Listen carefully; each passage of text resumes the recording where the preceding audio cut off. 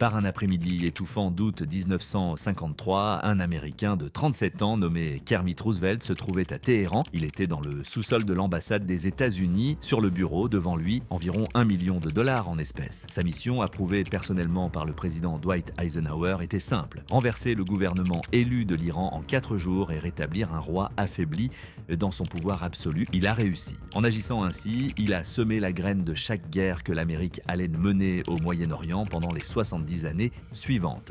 73 ans plus tard, au printemps 2026, un autre président américain observe les cartes du même pays. Sa flotte patrouille dans les mêmes eaux, ses conseillers murmurent les mêmes promesses. Que cette fois, avec assez de force, l'Iran finira par plier. Mais quelque chose a changé, le levier n'est plus entre les mains de Washington. Le président Donald Trump va découvrir ce que Kermit Roosevelt n'a jamais vécu pour voir. Le coup d'État de 1953 n'a pas donné l'Iran à l'Amérique. Il a donné à l'Iran une rancune de 70 ans et un plan de vengeance.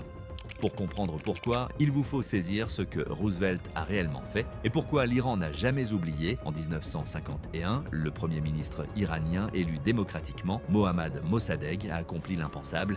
Il a nationalisé l'industrie pétrolière. Durant un demi-siècle, la Anglo-Iranian Oil Company, propriété du gouvernement britannique, avait extrait le pétrole iranien. Elle le vendait à l'étranger et ne reversait à l'Iran qu'une infime fraction des bénéfices. Mossadegh a décrété que c'était fini. Le pétrole appartenait à l'Iran. Londres était furieuse. Les services de renseignement britanniques ont tenté de l'écraser par des sanctions, mais ils ont échoué. Mossadegh était populaire. Le magazine Time l'a même nommé homme de l'année. Winston Churchill s'est alors envolé pour Washington avec un argument différent. Il n'a pas parlé de pétrole, il a parlé de communisme. Il a prévenu que Mossadegh risquait de basculer dans l'orbite de Moscou et que l'Amérique ne pouvait pas le permettre. Dwight Eisenhower, fraîchement élu, a mordu à l'hameçon. La Central Intelligence Agency a baptisé cette mission l'opération Ajax. Roosevelt a corrompu des rédacteurs en chef, il a payé des malfrats pour provoquer des émeutes, il a engagé de faux communistes pour attaquer des mosquées afin que le clergé iranien se retourne contre Mossadegh. 300 personnes ont péri dans les rues de Téhéran. Mossadegh a été arrêté. Le Shah, Mohammad Reza Pahlavi, a retrouvé son pouvoir absolu. 5 compagnies pétrolières américaines ont ainsi récupéré 40% des réserves de l'Iran. Durant les 26 années suivantes, le Shah a régné comme le gendarme de l'Amérique dans le Golfe. Il était soutenu par des ventes d'armes et une police secrète redoutée formée par la Central Intelligence Agency elle-même. Sur le papier, l'Iran était le plus grand allié de Washington dans la région. Sous ce vernis, une génération entière mémorisait des noms. Puis, en 1979, l'heure des comptes a sonné. Un religieux âgé nommé Ruhollah Khomeini, exilé par le Shah des années plus tôt, est revenu à Téhéran sous les acclamations de millions de personnes.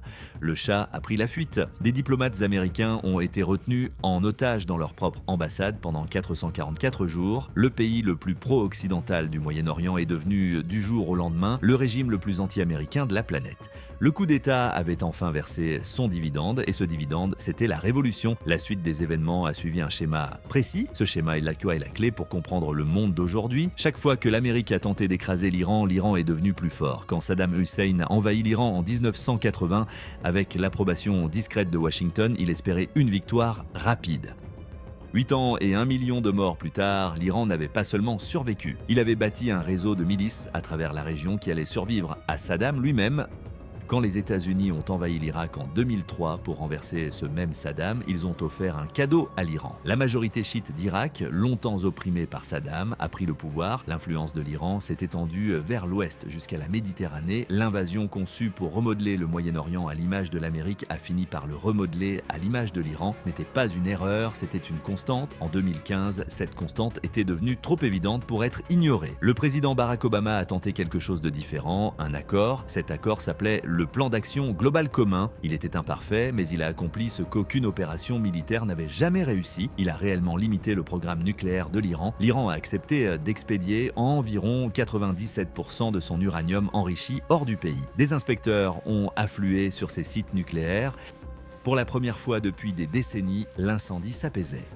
Puis, en mai 2018, le président Donald Trump a déchiré l'accord. Il l'a qualifié de pire accord jamais négocié, il a rétabli les sanctions, il a promis que l'Iran reviendrait en rampant pour obtenir un meilleur traité. Il n'en fut rien. Au lieu de cela, l'Iran a relancé ses centrifugeuses. En 2024, son stock d'uranium hautement enrichi a atteint des niveaux jamais vus dans l'histoire du pays. Cette nation qui acceptait autrefois les inspections n'était plus, selon les estimations, qu'à quelques semaines de la bombe, ce qui nous amène à la guerre actuelle. En février 2026, les États-Unis et Israël ont lancé l'opération Epic Fury.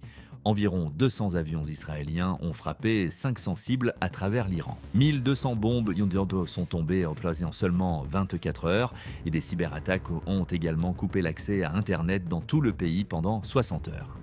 Dès les premières minutes, le guide suprême Ali Khamenei lui-même a été tué dans son bureau à Téhéran. Ce fut la frappe de décapitation la plus réussie de l'histoire moderne. Tous les objectifs militaires ont été atteints. C'est alors qu'est intervenue la riposte que personne au Pentagone n'avait prévue. L'Iran ne s'est pas effondré. Il ne s'est pas rendu. Au lieu de cela, il a fermé le détroit d'Ormuz. Cette voie navigable étroite, de 21 milles de large à son point le plus resserré, transporte environ 20% du pétrole mondial, un cinquième de toute l'énergie consommée sur la planète Terre transite par un canal que l'Iran peut atteindre depuis ses propres plages. Pendant des décennies, l'Iran avait menacé de le fermer. Durant des décennies, le monde avait supposé qu'il ne le ferait jamais, car cette fermeture nuirait à l'économie iranienne elle-même. Mais en mars 2026, l'Iran a fait ce que personne n'avait prédit. Il n'a pas fermé le détroit à tout le monde, il l'a fermé aux amis de l'Amérique et l'a ouvert sélectivement à ses rivaux. Des pétroliers chinois ont traversé, des pétroliers russes ont suivi, des navires pakistanais, indiens et irakiens ont également circulé. L'Iran leur a imposé un droit de passage en renminbi chinois et non en dollars. Pour la première fois depuis la Seconde Guerre mondiale, un verrou pétrolier majeur fonctionnait hors du système du dollar. Le prix du baril de Brent a bondi au-delà de 128 $. Ce fut la plus forte hausse mensuelle de l'histoire du marché. Chaque baril transitant par les eaux iraniennes payait tribut à Téhéran dans la devise du plus grand concurrent de Washington. Le président Trump a répondu de la seule façon qu'il connaissait. Il a ordonné un blocus naval de tous les ports iraniens. Plus de 100 avions américains et une douzaine de navires de guerre se sont déployés à l'entrée du Golfe. Les voies américaines grésillèrent sur les canaux de navigation, dont faites demi-tour ou préparez-vous à être abordés. Mais le blocus n'a pas rouvert le détroit. Il l'a scellé encore plus hermétiquement. Les producteurs de pétrole du Golfe, l'Arabie Saoudite, le Koweït, les Émirats Arabes Unis, ont vu leurs exportations chuter de plus de 10 millions de barils par jour. Le gaz naturel liquéfié du Qatar, acheminé par le même détroit, a cessé de couler. L'Agence internationale de l'énergie a qualifié cet événement de plus grande perturbation de l'approvisionnement pétrolier de l'histoire. C'est ici que le récit devient impossible à conclure simplement, car chaque mesure prise par l'administration pour reprendre l'avantage renforce celui de l'Iran. Si les États-Unis lèvent le blocus, l'Iran continue de percevoir des taxes en monnaie chinoise. Si le blocus se poursuit, les propres alliés de l'Amérique sont affamés. 99% de l'eau potable au Koweït et au Qatar proviennent d'usines de dessalement nécessitant des pièces importées. 70% des réserves alimentaires du Golfe ont été perturbées en seulement 2 semaines. Les pays que l'Amérique se bat pour protéger sont en train d'être broyés par cette protection. Des pourparlers ont eu lieu à Islamabad et à Mascate sous la médiation du chef de l'armée pakistanaise et du ministre des Affaires étrangères d'Oman. Ils ont tous abouti au même résultat. L'Iran ne renoncera pas à son programme d'enrichissement. Les États-Unis ne lèveront pas le blocus sans cette reddition. Le vice-président Vance est rentré d'Islamabad en avril, les mains vides. Le cessez-le-feu, signé le 8 avril pour 2 semaines, arrive maintenant à son terme. À présent, si voici le schéma dont personne ne parle, chaque intervention américaine en Iran de 1953 à aujourd'hui a été un succès tactique, mais un échec stratégique. Roosevelt a renversé Mossadegh et a ainsi engendré la révolution. Le Shah a obtenu son trône pour finalement perdre son pays. George Bush a fait tomber Saddam Hussein et a livré l'Irak à l'Iran. Donald Trump a brisé l'accord nucléaire et a vu l'Iran enrichir son uranium à un niveau militaire. L'armée de l'air israélienne a tué le guide suprême et l'Iran a resserré son emprise sur le verrou pétrolier dont le monde entier dépend. Le récit que vous présentent les chaînes d'information est celui de dirigeants forts ou faibles, de bons ou de mauvais présidents. Mais si vous prenez assez de recul, vous apercevez autre chose. Vous voyez un piège structurel, l'Iran n'a pas besoin de vaincre l'Amérique sur le champ de bataille. Il lui suffit de survivre, car chaque jour de survie augmente le coût de l'implication américaine. Le prix du pétrole grimpe, les alliés se détachent. L'emprise du dollar sur le Moyen-Orient se relâche, pétrolier après pétrolier. C'est pourquoi le président Trump ne peut pas gagner. Ce n'est pas parce qu'il est plus faible que ses prédécesseurs, c'est parce que le jeu auquel il joue a été conçu il y a plus de 70 ans par des hommes convaincus que l'Amérique tiendrait toujours le marteau. Il n'imaginait ni pas un monde où la Chine achèterait plus de pétrole du golfe Persique que les États-Unis. Il n'imaginait pas un régime à Téhéran qui aurait passé 47 ans à apprendre exactement comment faire saigner une superpuissance. Il n'imaginait pas que la monnaie la plus précieuse au détroit d'Ormuz serait un jour imprimée à Pékin. Même une victoire militaire parfaite ne peut résoudre cela. Si Trump bombarde l'Iran jusqu'à une soumission totale, des mines iraniennes resteront dans le détroit pendant des années. Et s'il occupe le littoral, l'insurrection sera financée par tous les rivaux des États-Unis sur terre. S'il se retire, l'Iran crie victoire, mais chaque ennemi de l'Amérique, de Caracas à Pyongyang, prend des notes. Et s'il signe un accord laissant tourner les centrifugeuses, le seul que l'Iran acceptera, alors l'Iran devient une puissance nucléaire sous son mandat. C'est précisément ce que 4 décennies de politique américaine visaient à empêcher. Alors, comment cela va-t-il se terminer? Il existe essentiellement 3 scénarios. Dans le premier, Trump accepte un compromis humiliant, l'Iran conserve l'enrichissement, le détroit rouvre lentement, le prix du pétrole baisse et le monde passe à autre chose. Dans ce futur, l'Amérique reste la puissance militaire la plus forte au monde, mais le mythe de la domination unipolaire américaine s'éteint discrètement dans les eaux du golfe Persique. Dans le deuxième, le cessez-le-feu s'effondre, la guerre redémarre, le blocus se resserre, le pétrole bondit au-delà de $150 le baril. Une récession mondiale débute alors, le modèle économique du Conseil de coopération du Golfe, 50 ans de richesse bâtie sur l'hypothèse de la paix, s'écroule. L'Iran meurtri mais pas brisé émerge avec des liens vers la Chine et la Russie plus profonds que ce que tout stratège américain aurait cru possible. Dans le troisième, quelque chose survient à l'intérieur même de l'Iran.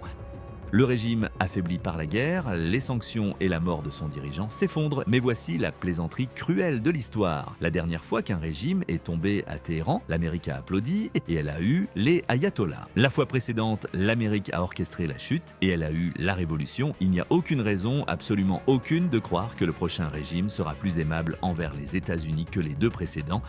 Il y a 73 ans, un Américain dans un sous-sol de Téhéran comptait $1 million et pensait s'offrir un pays. Ce qu'il achetait réellement, c'était du temps. Ce temps est désormais écoulé et quelque part, ce soir, dans un bureau de Téhéran qui appartenait autrefois à l'homme tué par Israël, un nouveau guide suprême nommé Mojtaba Khamenei prend des décisions. Elles façonneront le prix de l'essence dans votre voiture, la nourriture sur votre table et l'avenir même du pays où vous vivez. Quoi qu'il décide, les hommes à Washington n'ont pas leur mot à dire.